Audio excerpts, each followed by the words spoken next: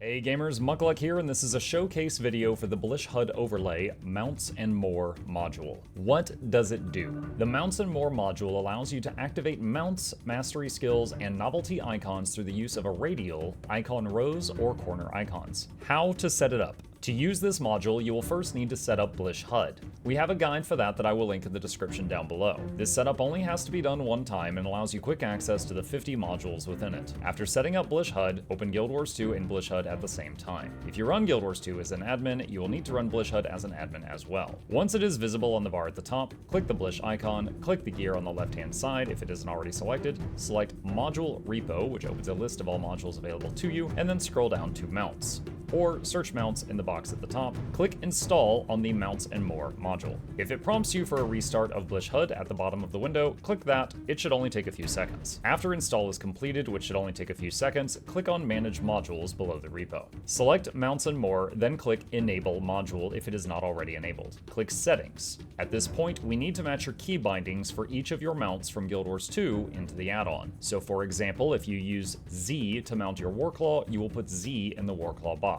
If you want to free up key bindings, this is a great time to change them to ones that are out of the way that you would never accidentally hit, such as using the bracket keys. Remember that you can press F11 in-game. It may open up behind your Blish HUD, so check there. And go to Control Options and scroll down to Mounts to have these windows side by side to make sure that the bindings all match. If you care to add any new hotkeys to the wheel for fishing, skiffs, other masteries, tonics, toys, etc., you can do this now, or later on if you want to come back to it. Special note here for those who use mouse buttons for mounts, mouse button inputs will not work in Blish HUD. If you have trouble getting a key binding to work that uses a mouse button for one of the mounts, change it to a key binding that does not use the mouse to see if that fixes it. After you have matched the key bindings in both windows, make sure to set a binding in the top right for Module Keybind. This is the button that opens the wheel. By pressing and holding this button, the wheel will open. Then move your mouse over the mount you want and release the button, X in this case, and it will do the mount key for that mount. Confirm that your jump key, which is space by default, matches the in-game jump key binding setting while on this screen. This is used to help the module detect if you are falling or not for gliding purposes. If you plan to add buttons to your radial or bar that will have a targeting mechanic, such as summon skiff or conjure doorway to your homestead, you will want to change the ground targeting option to match the one in your in-game settings. This is found by pressing F11 and scrolling down a bit. This way, after you swipe to the homestead or skiff button, it will let you place it where you want instead of just dropping it instantly after the swipe. The Mount Automatically Later feature will put you back on a mount after a loading screen. Example,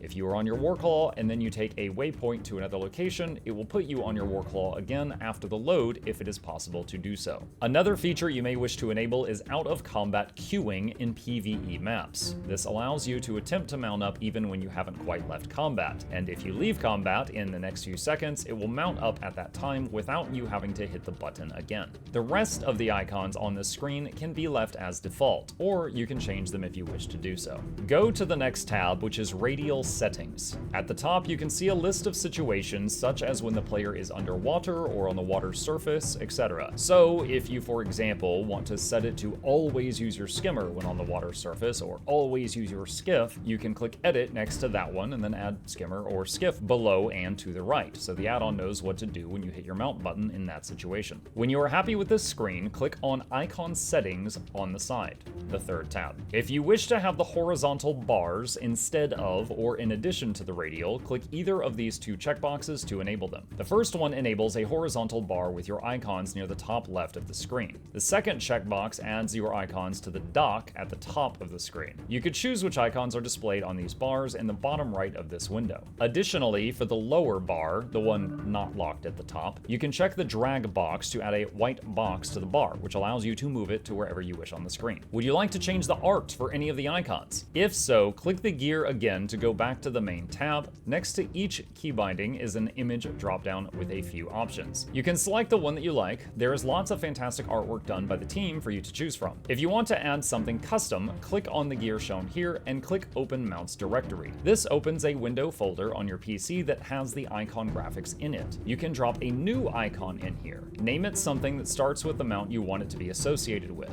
I named this potato Raptor LOL, just to make it show up on the Raptor dropdown. Afterwards, go back into the game and disable and re-enable the module. Then, when you go back to the page to change the icon graphics, the new additions you have added should be on the drop-down menu. If you have any issues with adding or changing any settings and them not showing up right away, disable and re-enable the module. If you get stuck anywhere, or if this video did not answer your questions, please don't hesitate to join the Blish HUD Discord for any help with this topic, or check out the module page, both of which are linked down below. Happy travels!